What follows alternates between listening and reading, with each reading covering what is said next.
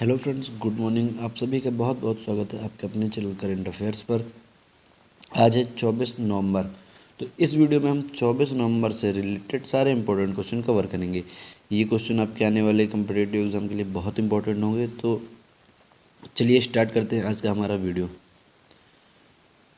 आज का हमारा पहला क्वेश्चन है, हाल ही में नेविगेशन उपग्रह प्रणाली के लिए आईएमओ मान्यता पाने वाला चौथा देश कौन सा बना है।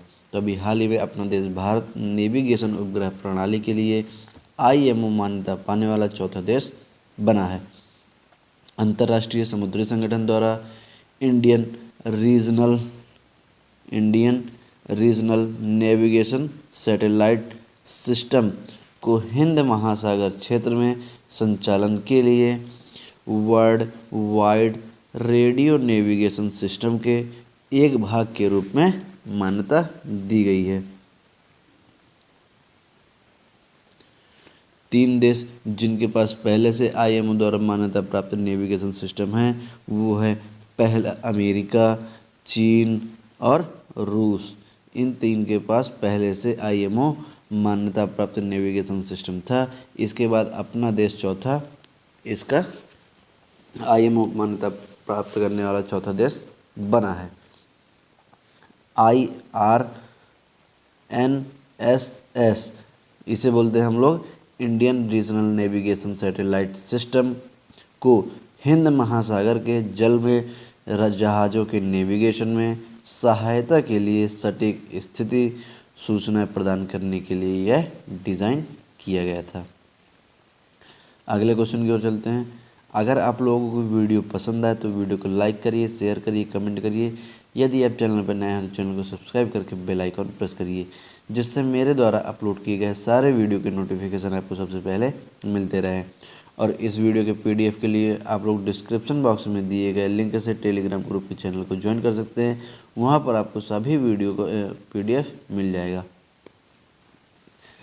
नेक्स्ट क्वेश्चन हमारा, हाल ही में world wide cost of living index 2020 किसने जारी की है। तो अभी हाल ही में EIU इकोनॉमिस्ट इंटेलिजेंस यूनिट के द्वारा world wide cost of living index 2020 जारी किया गया है। EIU ने 2020 के दुनिया के सबसे महंगे शहरों की सूची जारी की है। यह सूचकांक 133 शहरों पर तैयार किया गया है, जिसमें चीन का हांगकांग, फ्रांस का पेरिस और स्विट्जरलैंड का ज्यूरिख ये सबसे महंगे शहरों के रूप में शीर्ष स्थान पर है। इसके बाद दमिश्क जो है हमारे सीरिया का शहर है, और टास्केट जो है हमारे उज्बेकिस्तान का शहर, और लुसाका ये है हमारे जाम्बिया का शहर। इस सूची में सबसे सस्ते शहरों के रूप में अंतिम 3 स्थानों पर रहे हैं। इस रिपोर्ट में 138 वस्तुओं की कीमतों को ध्यान में रखकर तैयार किया गया है। यह तैयार की गई है EIU द्वारा। तो EIU का मुख्यालय है हमारा लंदन में, और इसकी स्थापना हुई थी 1946 में। अगले क्वेश्चन की ओर चलते हैं। अगला क्वेश्चन है, हाल ही में आदित्य विक्रम बिड़ला कला शिखर पुरस्कार से किसे सम्मानित किया गया है। तो अभी हाल ही में नसीरुद्दीन शाह को आदित्य बिड़ला कला शिखर पुरस्कार से सम्मानित किया गया है। साथ ही चौधरी और इरावती कार्णिक को आदित्य विक्रम बिड़ला कला किरण पुरस्कार से सम्मानित किया गया है। इस वर्ष के पुरस्कारों का विषय थिएटर पर केंद्रित था। संगीत कला केंद्र द्वारा 1996 में आदित्य बिड़ला कला शिखर और कला किरण पुरस्कारों की शुरुआत की गई थी, जिसकी स्थापना 1973 ईस्वी में आदित्य विक्रम बिड़ला द्वारा की गई थी। अगले क्वेश्चन की ओर चलते हैं। अगला क्वेश्चन है हमारा, हाल ही में ESA ने किसके साथ मिलकर सेंट्रल सेंटिनल 6 माइकल फ्रीलीच उपग्रह लॉन्च किया है। तो अभी हाल ही में ESA ने इसरो के साथ नासा के साथ मिलकर सेंटिनल 6 माइकल फ्रीलीच उपग्रह लॉन्च किया है। संयुक्त अमेरिकी और यूरोपीय उपग्रह ने कैलिफोर्निया के वेंडेनबर्ग एयरफोर्स बेस से स्पेस लॉन्च कॉम्प्लेक्स 4E से स्पेस एक्स फाल्कन 9 रॉकेट से उड़ान भरी है।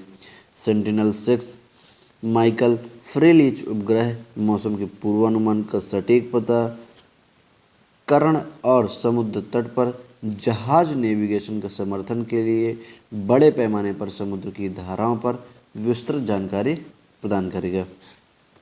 यह नासा के द्वारा लॉन्च किया गया है। तो नासा का फुल फॉर्म होता है हमारा national aeronautics and space administration. इसके प्रशासक हैं हमारे जिम ब्रिडेनस्टाइन और इसका मुख्यालय है हमारा वाशिंगटन DC में। अगले क्वेश्चन की ओर चलते हैं। अगला क्वेश्चन है हमारा, हाल ही में मत्स्य पुरस्कार किस दिन प्रदान किए गए हैं? तो अभी हाल ही में विश्व मत्स्य दिवस 21 नवंबर के दिन मत्स्य पुरस्कार प्रदान किए गए हैं। मत्स्य पालन विभाग ने विश्व मत्स्य दिवस 21 नवंबर के अवसर पर पहली बार मत्स्य क्षेत्र में उपलब्धियां हासिल करने वाले और इस क्षेत्र के विकास में योगदान देने वालों को पुरस्कार प्रदान किए गए हैं।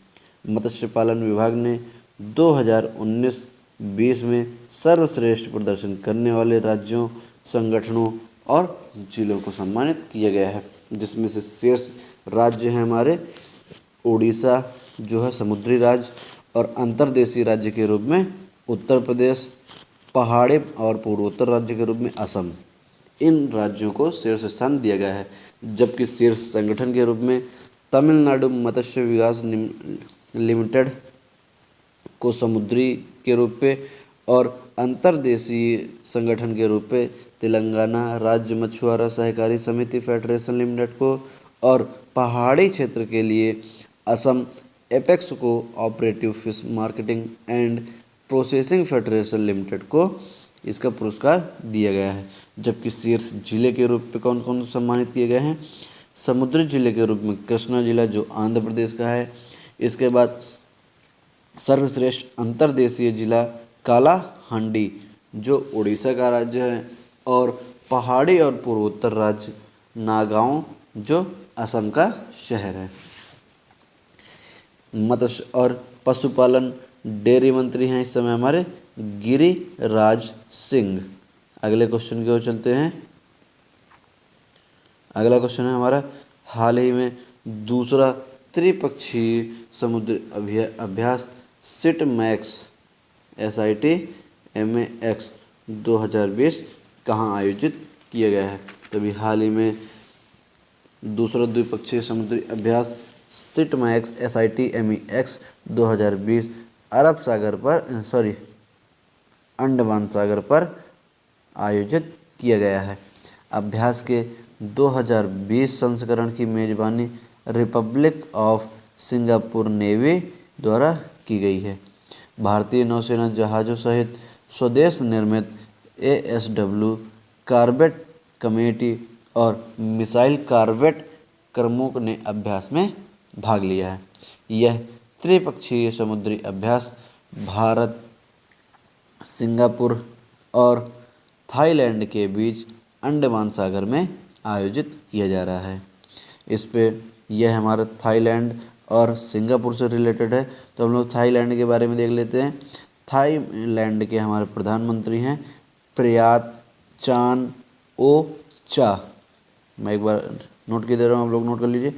प्रयात चान ओ चा, ये हमारे थाईलैंड के प्रधानमंत्री हैं और यहाँ की राजधानी है बैंकॉक और यहाँ की मुद्रा है हमारी थाई बहट।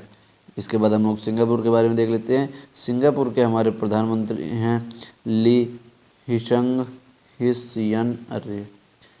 हिशियन लूंग और यहाँ की राजधानी हमारी सिंगापुर और यहाँ की मुद्रा है डॉलर। अगले क्वेश्चन की ओर चलते हैं। अगला क्वेश्चन है, हाल ही में 15वें शिखर सम्मेलन की अध्यक्षता किसने की है?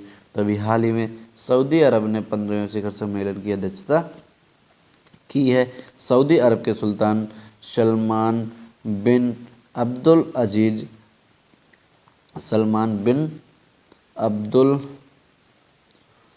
अजीज अल सऊद ने कोविड-19 महामारी के कारण वीडियो कॉन्फ्रेंसिंग के माध्यम से शिखर सम्मेलन की अध्यक्षता की है। और इस बार की इसकी थीम थी हमारी realising the opportunity of the 21st century for all. मैं एक बार फिर रिपीट कर दे रहा हूँ, आप लोग नोट कर लीजिए। इस बार 15वें शिखर सम्मेलन की हमारी थीम थी realising the opportunity of the 21st century for all. Italy 1 दिसंबर 2020 को 16वें G20 की अध्यक्षता करेगा। अगले क्वेश्चन की ओर चलते हैं। अगला क्वेश्चन है, हाल ही में आनंदा डिजिटल ऐप किसने लॉन्च किया है? तो अभी हाल ही में LIC द्वारा आनंदा डिजिटल ऐप लॉन्च किया है। आनंदा का फुल फॉर्म है आत्मनिर्भर agent new business digital application. मैं एक बार फिर रिपीट कर रहा हूँ, आप लोग नोट कर लीजिए। इसका फुल फॉर्म है आत्मनिर्भर agent new business digital application. LIC ने जीवन बीमा पॉलिसी करने के लिए एजेंटों के लिए एक डिजिटल एप्लीकेशन यह लॉन्च किया है। LIC से रिलेटेड यह क्वेश्चन है, हम लोग LIC के बारे में देख लेते हैं। LIC के हमारे अध्यक्ष हैं MR कुमार और इसका मुख्यालय हमारा मुंबई में। इसकी स्थापना हुई थी 1 सितंबर 1956 ईस्वी को। अगले क्वेश्चन की ओर चलते हैं। अगला क्वेश्चन है हमारा, हाल ही में भारत का पहला मास गार्डन कहाँ स्थापित किया गया है? तो अभी हाल ही में नैनीताल में पहला मास गार्डन स्थापित किया गया है, जो कुमायूं के नैनीताल में स्थापित किया गया है। यह 10 हेक्टेयर में फैला हुआ है। नवनिर्मित मास गार्डन का उद्घाटन Waterman of India Rajendra Singh, इन्हें वाटरमैन ऑफ इंडिया की उपाधि दी गई है, इनके द्वारा किया गया है। राज्य के वन विभाग ने मांस प्रजातियों का अध्ययन के लिए अनुसंधान परियोजनाओं को मंजूरी दी थी। और इस मांस गार्डन का उद्देश्य है विभिन्न प्रजातियों के काई और अन्य ब्रायोफाइस्ट का संरक्षण करना और लोगों को हमारे पर्यावरण में मांस की पारिस्थितिकी और अन्य उपयोगी भूमिकाओं से अवगत कराना। मांस एक प्रकार की काई होती है जो दीवारों और पेड़ों पर हरे रंग की दिखाई देती है। इसका उपयोग औषधि के रूप में भी किया जाता है। यह क्वेश्चन हमारा उत्तराखंड से रिलेटेड है। नैनीताल हमारा उत्तराखंड के अंतर्गत आता है। उत्तराखंड के हमारे मुख्यमंत्री हैं त्रिवेंद्र सिंह रावत और यहाँ के राज्यपाल हैं बेबी रानी मौर्य। अगले क्वेश्चन की ओर चलते हैं। अगला क्वेश्चन है हमारा, हाल ही में CAF के अध्यक्ष पर कितने साल का प्रतिबंध लगाया गया है? तो अभी हाल ही में फीफा के स्वतंत्र आचार समिति के सहायक चैबर ने अफ्रीकी फुटबॉल परिसंघ के अध्यक्ष अहमद को वित्तीय कदाचार का दोषी पाया है। इसके परिणाम उन पर 5 साल का प्रतिबंध लगाया है। उन्हें फीफा कोड ऑफ एथिक्स के 2020 संस्करण के अनुच्छेद 15, इसका अर्थ होता है वफादारी का कर्तव्य, और अनुच्छेद 25, इसका अर्थ होता है स्थिति का दुरुपयोग, इनका दोषी पाया है। इसी के लिए इन पर 5 साल का प्रतिबंध लगाया गया है।